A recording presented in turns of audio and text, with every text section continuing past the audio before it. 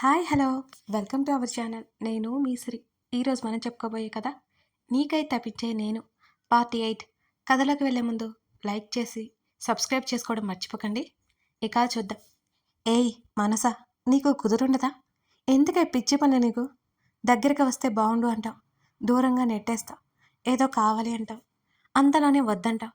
నిలకడగా ఉండడం నేర్చుకో, నిర్ణయం తీసుకో పిచ్చి మనసా.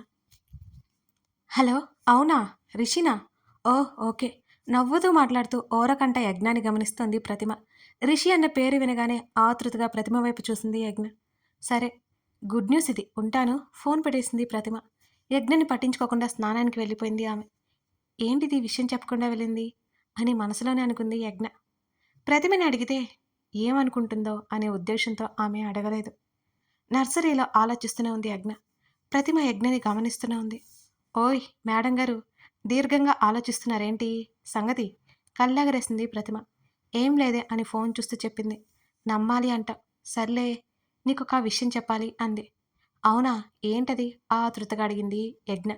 రిషికి ప్రపోజల్ వచ్చింది, నార్మల్గా చెప్పింది ప్రతిమ. వాట్? యజ్ఞ అరిచింది. తుతుతు, ఎందుకే అలా అరుస్తున్నావు అని వెన్ను తట్టుకుంది ప్రతిమ. ఏం లేదు, మరి ఓకే చెప్పావా? చిన్నగా పలికింది ఆమె స్వరం. ప్రపోజల్ రావడం జరిగింది, ఓకే చెప్పడం కూడా జరిగింది అని దీర్ఘం తీస్తూ ఒక్కో పదం పలుకుతూ చెప్పింది ప్రతిమ. యజ్ఞ కళ్ళలో గిర్రున నీళ్లు తిరిగా. ఆపుకుందామన్నా ఆగలేదు. గట్టి తెగిన గోదారిలా కనిరెప్పల చాటున దాగక బయటికి వచ్చేసా. ఏయ్, ఏంటి? ఏమన్నావు? మళ్ళీ తను అడిగింది నిజమో కాదో అన్నది మళ్ళీ అడిగింది యజ్ఞ. ఆమె మాట నూతుల నుంచి వచ్చినట్టుగా ఉంది. 10 డేస్లో ఎంగేజ్మెంట్ అట. ఇక అక్కడ ఉండలేక గబుక్కున వెనక్కి తిరిగి ఇంటివైపుకి వడివడిగా అడుగులు వేసింది యజ్ఞ. కన్నీరు అసలు ఆగట్లేదు ఆమెకి. ప్రతిమ కూడా యజ్ఞ వెనకే బయలుదేరింది.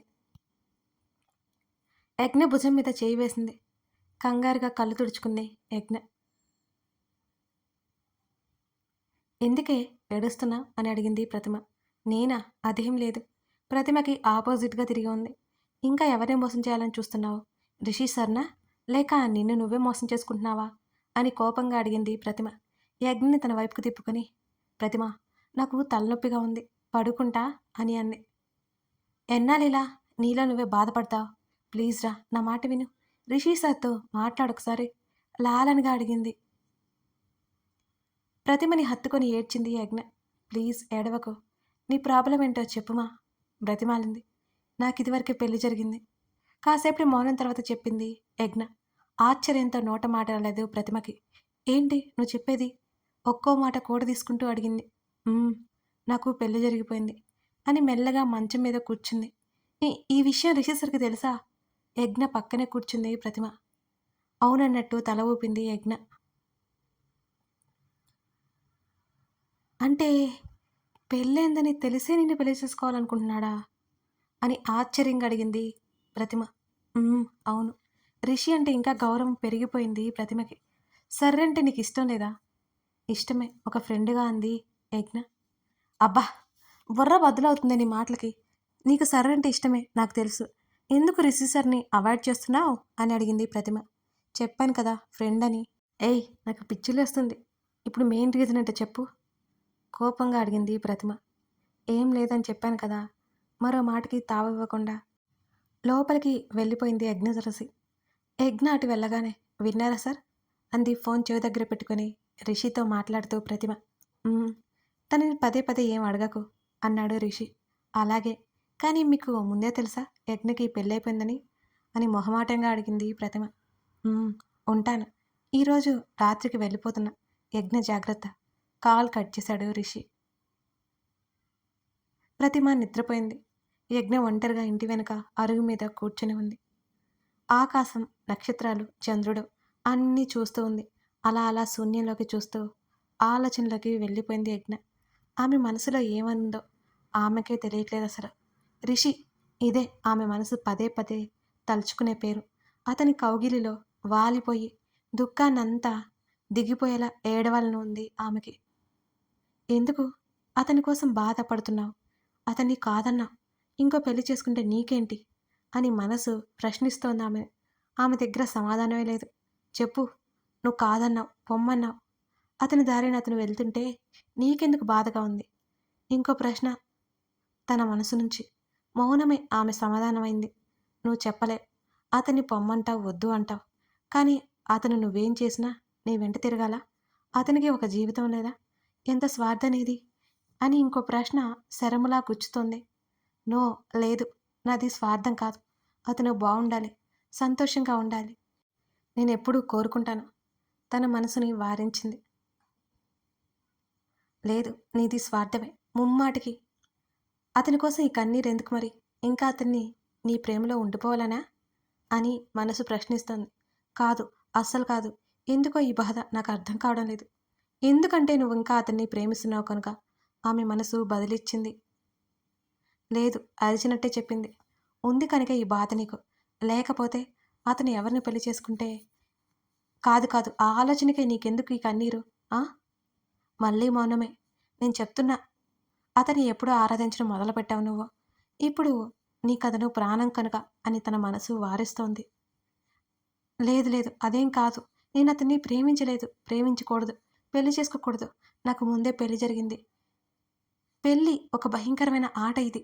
అతనికి మంచి జీవితం ఉంది అని మళ్ళీ వారించింది ఆమె మనసు. ఓ పిచ్చిదానా! నువ్వు అనుకున్నది ముమ్మాటికి తప్పు. ఒక పెళ్లి చేసుకున్న వాళ్ళు రెండో పెళ్లి చేసుకోకూడదా అనింది. అసలలా ఉందా ఎక్కడైనా? లేదు కదా!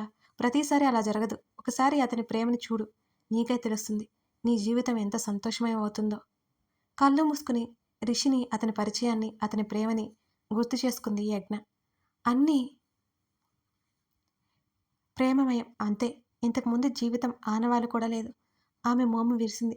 కళ్ళు తెరిచింది. ఎదురుగా రిషి. ఆమె ఆశ్చర్యపోలేదు. అది నిర్ణయం తీసుకునే సమయం అని ఆమెకు తెలుసు. ప్రేమించాను అన్నావు. ప్రేమని వదిలేశావు. నేను వదలను అన్నావు. ఒంటరిని చేసిపోయావు. కలలా వచ్చి కలవై మిగిలిపోతాం అనుకున్నావా? లేక కలతనిచ్చి కానరాకూడదని అనుకున్నావా? ఆమె ఎదుట రిషి ఉన్నాడు. ఆమె అతని దగ్గరికి వెళ్ళింది. అతని ముఖం తాకక అక్కడ నిషీధ్ గాలి మాత్రమే ఉంది. ఆమె కంట్లోంచి నీళ్లు చెంపల మీదకి చేరాయి. రిషి, నువ్వు లేవా? నా కోసం రాలేదా? ఆమె మోకాళ్ళ మీద కూలబడి ముఖానికి చేతులడ్డు పెట్టుకుని ఏడ్చింది. ఆమె కొంచెం పొట్ట దగ్గర నొప్పి కలిగింది. ఆ నొప్పి కొంచెం కొంచెం పెరిగింది. ఆ నొప్పిని ఆమె కాసేపు దాకా భరించింది. కాసేపటికి ఉపశమనం కలిగింది. ఆ రోజు నిద్ర రాలేదు ఆమెకి. మంచం మీద పడుకొని కీర్ కీరుమని శబ్దం చేస్తున్న ఫ్యాన్నే చూస్తోంది. ఏవేవో ఆలోచనలు చుట్టుముడుతున్నాయి. ఒక్కో ఆలోచనకి ఒక్కో నిర్ణయం తీసుకోమంటున్నాయి. అవి ఆమెని దారి మళ్లించాలని ప్రయత్నం చేసినా ఆమె నిర్ణయం మారలేదు. తెల్లవారుతోంది. ఆమె నిర్ణయం అప్పటికే తీసేసుకుంది. యజ్ఞ, ఏంటి రెడీ అయిపోయావు? అప్పుడే ఆవలిస్తూ లేచింది ప్రతిమ. మనం ఊరు వెళ్తున్నాం, రెడీ అవ్వు. పార్వతికి చెప్పి వస్తాను. తాను మనతో వస్తుందేమో చూద్దాం అన్నది యజ్ఞ. ఏమంటున్నావే? ఆశ్చర్యంగా అడిగింది ప్రతిమ. మన ఇంటికి, మన ఊరికి. నువ్వు మా ఊరు వస్తున్నావు అంది యజ్ఞ. అవునా? నిజంగానా? ఎగిరి గంతేసింది ప్రతిమ. పార్వతి దగ్గరికెళ్ళింది. పార్వతి, ఏం చేస్తున్నావు? యజ్ఞ లోపలికొస్తూ అడిగింది. వంట చేస్తున్నానమ్మా బదులిచ్చింది పార్వతి. పావని అక్కడ చుట్టూ చూసింది. స్నానాల గదిలో ఉంది. ఇవాళ నుంచి బడికిపోతుందట. బడికిపోతానమ్మా అంటే దానికోసమే కదా నేను బ్రతికేదని. సరేలే అని చెప్పా అంది పార్వతి. మంచి పని చేసావు. మేము ఊరు వెళ్తున్నాం, నువ్వు వస్తావా? ఊరు పోతున్నారా? ఎందుకు? ఆశ్చర్యంగా అడిగింది పార్వతి. వెళ్ళాల్సి వచ్చి చాలా రోజులైంది కదా, అందుకే. అట్టాగా, పోయిరండమ్మా అని బాధగా చెప్పింది పార్వతి. నువ్వు కూడా మాతో వస్తున్నావు అని అంది యజ్ఞ. నేనా? వద్దమ్మా, నేను రాను. చిన్నప్పటి నుంచి ఇక్కడే పుట్టి పెరిగాను. ఇప్పుడు పట్నంలో ఉండను కంగారుగా చెప్పింది పార్వతి. అక్కడ బాగుంటుంది. నానమ్మ కూడా ఉంటుంది. పావని చదువు కూడా బాగుంటుంది.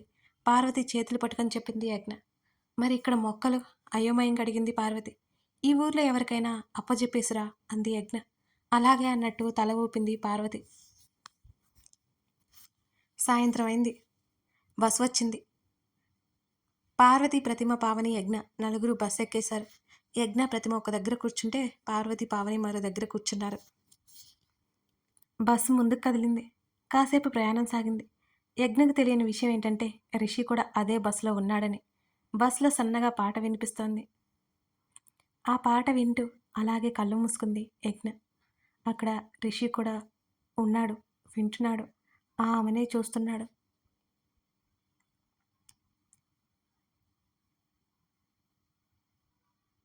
నీటి ముళ్ళు అంటే ఏంటి? నొప్పించేదా? లేక నొప్పించిందా? రిషి కూడా నీటి ముళ్ళు లాంటివాడు. అతను బాధపడతాడో, లేక సంతోషపడతాడో అర్థం కాదు. మనసులోనే ఆ పాట వింటూనే అనుకుంది యజ్ఞ. దగ్గరగా ఉంటే దూరం పెడతావు. దూరంగా ఉంటే దగ్గరికి రావాలనుకుంటావా యజ్ఞ? నీ మనసు చెప్పేది ఒక్కసారి విను. నీ ప్రశ్నలకి జవాబు దొరుకుతుంది అనుకుని యజ్ఞ వైపు చూస్తూ అనుకున్నాడు రిషి. యజ్ఞ విండో వైపు కూర్చుంది. ప్రతిమ ఉండడంతో రిషికి సరిగ్గా కనిపించలేదు యజ్ఞ. ప్రతిమ తప్పుకో అనుకున్నాడు. అబ్బే తప్పుకోలేదు. మాటిమాటికి రిషికి అడ్డుగా వస్తూనే ఉంది ప్రతిమ. ఇక లాభం లేదు అనుకుని ప్రతిమ నేనిక్కడే ఉన్నాను అని టెక్స్ట్ చేశాడు రిషి. టింగ్ మన నోటిఫికేషన్ రావడంతో ఓపెన్ చేసి చూసింది ప్రతిమ. వెంటనే యజ్ఞ వైపు కంగారుగా చూసింది. యజ్ఞ ఇవేమీ పట్టించుకున్నట్టు విండో నుంచి చేతుల మీద తల పెట్టుకుని బయటకు చూస్తోంది. హమ్మయ్య అనుకుని సార్ ఎక్కడా టెక్స్ట్ రూపంలో అడిగి చుట్టూ వెతికింది. మీ సీట్కి ఆపోజిట్ బ్యాక్ సీట్ ఉంది కదా, అక్కడున్నాను. రిషి క్యాప్ పెట్టుకుని ఉన్నాడు. కనిపించారు. మీరేంటి ఇక్కడ కళ్ళతోనే అడిగింది రిషి వైపు చూసి సైగ చేస్తూ. తర్వాత చెప్తానన్నట్టు సైగ చేశాడు. అలాగే అన్నట్టు తల ఊపింది. ఫోన్ వైపు చూపించి నువ్వు తప్పుకో పక్కకి అని చెప్పాలి అనుకుని కూడా ఆగిపోయాడు. చెప్పండి సార్ టెక్స్ట్ చేసింది ప్రతిమ. ఏం లేదన్నట్టు తల ఊపాడు రిషి. ప్రతిమ అర్థం చేసుకుని యజ్ఞ నాకు వామిట్ ఫీలింగ్ ఇటువైపుకి రావా అని అంది. అని సీట్ మారారిద్దరు. ప్రతిమ రిషి వైపు చూసి ఓకేనా అన్నట్టు తమ్ సింబల్ చూపించింది. రిషి నవ్వాడు. అతను తన ప్రేయస్ని చూసుకుని కళ్ళలో నింపుకుంటూ కళ్ళు మూసుకుని సీట్లో వెనక్కి వాలాడు ఆమె కలలు కంటూ. తర్వాత రోజు మార్నింగ్ సమయం 5:30 అవుతోంది. బస్ దిగారు నలుగురు. రిషి కూడా. యజ్ఞ రిషి సార్కి కాల్ చేయనా అడిగింది ప్రతిమ. పార్వతి అయోమయంగా చూసింది. పావని చుట్టూ చూస్తుంది. కోపంగా చూసింది యజ్ఞ. అంటే అది కార్ తీసుకొస్తారని తడబడుతూ చెప్పింది ప్రతిమ. ఆటో అన్నా అటు ఆటో వస్తూ ఉంటే పిలిచింది యజ్ఞ. హలో అమ్మాయి గారు, నేను మా ఊరు వెళ్ళాలి అంది ప్రతిమ. నోరు మూసుకొనిరా, 2 రోజుల తర్వాత వెళ్దూ గాని అని ఆటో ఎక్కుతూ చెప్పింది యజ్ఞ. పార్వతి పావని యజ్ఞ కూర్చున్నారు. ఇంకా ఏంటి రా వచ్చి కూర్చో సీరియస్గా చెప్పింది యజ్ఞ. ఇలా ఎవరైనా బెదిరిస్తారా అంది ప్రతిమ లోపల కూర్చుంది కోపంగా. యజ్ఞ నవ్వింది. వర్షిత్ రిషి బైక్ మీద ఆటో వెనకే వెళ్తున్నారు. రిషి కోసం వర్షిత్ వచ్చాడు. అమ్మా మనం ఎక్కడుండాలి పావని అడుగుతోంది. మా ఇంట్లోనే పాప తల నిమురుతో చెప్పింది యజ్ఞ. మీ ఇంట్లోనా? మేము ఎక్కడైనా ఉంటాం అని అంది పార్వతి. ఎందుకు అలా అని అడిగింది యజ్ఞ. వద్దమ్మా ఇప్పటికే మా కోసం చాలా చేశారు. మేమేదైనా ఇల్లు అద్దెకు తీసుకుని అక్కడ ఉంటాం అని అంది పార్వతి. ఆమె ఆత్మాభిమానం అర్థమైంది యజ్ఞకి. అలాగే కానీ కొన్ని రోజులు మా ఇంట్లో ఉండి అన్నీ సెట్ అయ్యాక మాకు ఇంకో ఇల్లు ఉంది కొంత దూరంలో, అక్కడ ఉండొచ్చు మీరు సరేనా అంది యజ్ఞ. అలాగే అమ్మా. పార్వతి కంట్లో నీటి చెమ్మ చేరింది. ఆట ఆగ్గానే అతనికి డబ్బు ఇచ్చేసి ఇంట్లోకి అడుగుపెట్టారు. యజ్ఞ పాతకాలం ఇల్లులో భలే ఉందే మీ ఇల్లు అని ప్రతిమ అంది. చిన్నగా నవ్వి సరే పదండి అంది వారిని లోపలికి ఆహ్వానిస్తూ యజ్ఞ. నానమ్మ పిలిచింది యజ్ఞ. కుర్చీలో కూర్చొని భగవద్గీతను చదువుకుంటున్న తులసమ్మని చూసి తలెత్తి చూసింది ఎవరా అని తులసమ్మ. యజ్ఞ ఎదురుగా కనిపించగానే పరుగున లేచి యజ్ఞ దగ్గరికి వచ్చి ముఖం తడిమి హత్తుకుని కన్నీళ్లు పెట్టుకుంది తులసమ్మ. ఎలా ఉన్నావు తల్లి? మమ్మల్ని వదిలి ఇన్ని రోజులు ఎలా ఉన్నావే నువ్వు అని అడిగింది మనవరాలి ముఖం చేతుల్లోకి తీసుకొని తులసమ్మ.